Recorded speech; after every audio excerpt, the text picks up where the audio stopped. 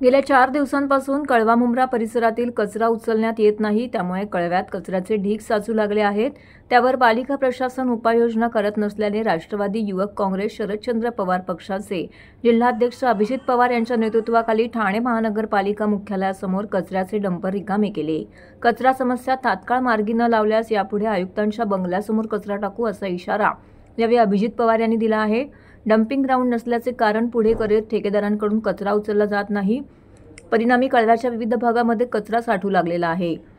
अनेक सोसायट्यांच्या बाहेर कचरा जमा होत आहे। हा सर्व कचरा अभिजित पवार यांच्या नेतृत्वाखाली पूजा शिंदे, विचारे, कैलास सावळे, राजू शिंदे यांनी एका डंपरमध्ये आणून पालिका मुख्यालयासमोर आणला। त्यामुळे पालिका परिसरामध्ये एकच खळबळ माजली। दरम्यान या संदर्भात अभिजित पवार यांनी जनतेकडून कर घेऊनही त्यांना सुविधा न पुरवणाऱ्या पालिकेचा कारभार हा कचऱ्यात गेला आहे। आज फक्त पालिकेच्या दारात कचरा टाकला आहे, पण जर एका दिवसात हा कचरा उचलला नाही तर पालिकेतील प्रत्येक अधिकाऱ्याच्या दालनात आणि संबंधित अधिकाऱ्यांच्या घरासमोर तसेच आयुक्तांच्या बंगल्यासमोर कचरा टाकण्यात येईल असा इशारा देखील त्यांनी दिला आहे।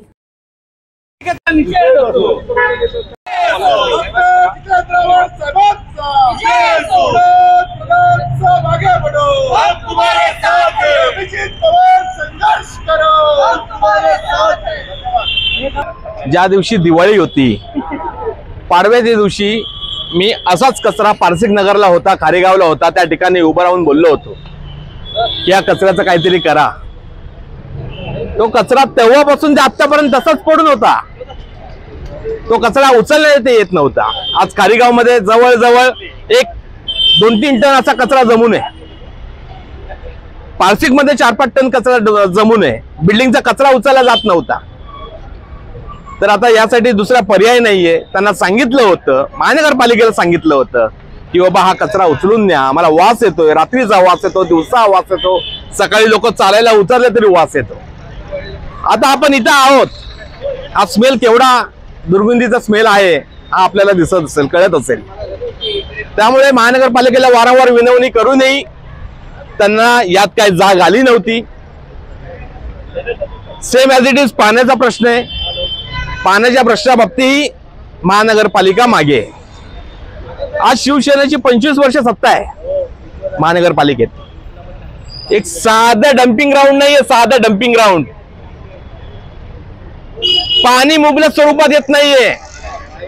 आज नवी मुंबई महानगरपालिकेचं धरण आहे, मुंबई महानगरपालिकेचं धरण आहे, वसई विहार महानगरपालिकेचं धरण आहे, पालघरचं धरण आहे, आणि ठाण्याला भिका मागायला लागतात। कोणी पाणी देतं का? कोणी पाणी देतं का? कोणी पाणी देतं का? या पद्धतीचं राजकारण या ठाणे शहरात चालू आहे। आम्हाला नको इव्हेंट, आम्हाला नको ते मोठे काय सण वगैरे तुम्ही साजरे करतात, लाइटिंग लावतात, अख्ख्या ठाणे नगर महानगरपालिकेचा म्हणजे आमच्या कराचा पैसा तुम्ही या सर्वांमध्ये खर्च करता। आम्हाला मूलभूत फक्त जे काय असेल ते आम्हाला पाहिजे, जो आम्ही स्वतः टॅक्स पेड करतो। आम्ही पैसे देतो ना, आम्ही टॅक्स पेड करतो। आम्ही फुकट राहत नाहीये ठाणे महानगरपालिकेच्या हद्दीमध्ये। त्यामुळे आमच्या मूलभूत गरजा आहेत त्या त्यांनी पूर्ण कराव्यात, हीच मागणी शेवटपर्यंत राहील। जर कचऱ्याचा वितरण व्यवस्थित झालं नाही तर इथून पुढे प्रत्येक प्रभाग समितीच्या समोर कचरा पडलेला असेल।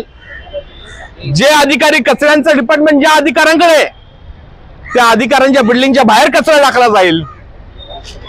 घोडबंदरला आयुक्तांच्या बंगल्याच्या बाहेरही कचरा टाकला जाईल। त्यामुळे याची उपाययोजना नीट करावी आणि महानगरपालिकेला आमची हात जोडून विनंती आहे की व्यवस्थित कचऱ्याचं आणि पाण्याचं विभाजन तुम्ही करावं। हीच आमची प्रार्थना आहे तुम्हाला, हीच आमची विनवणी आहे तुम्हाला, जेणेकरून कळवा एक वेगळा पार्ट असा त्यांनी धरलाय। जिथं विरोधी पक्षातले आमदार जितेंद्र आव्हाड साहेब तिथे नेतृत्व करतात, म्हणून हा वेगळा न्याय आहे का? हा प्रश्न आता या कळव्यातील जनतेला पडलाय। सर्वसामान्य नागरिक जे टॅक्स पेयर आहेत, टॅक्स भरतात, त्यांनी हा कचरा सहन करायचा आहे का? ठाणे महानगरपालिकेचे आयुक्त करतायत काय? 25 वर्ष झाले ठाणे महानगरपालिकेमध्ये एक हाती शिवसेनेची सत्ता आहे। ठाणे महानगरपालिकेला स्वतःचं अजून डंपिंग ग्राउंड नाहीये, तर का नाहीये? आयुक्त साहेब झोपलेले आहेत का?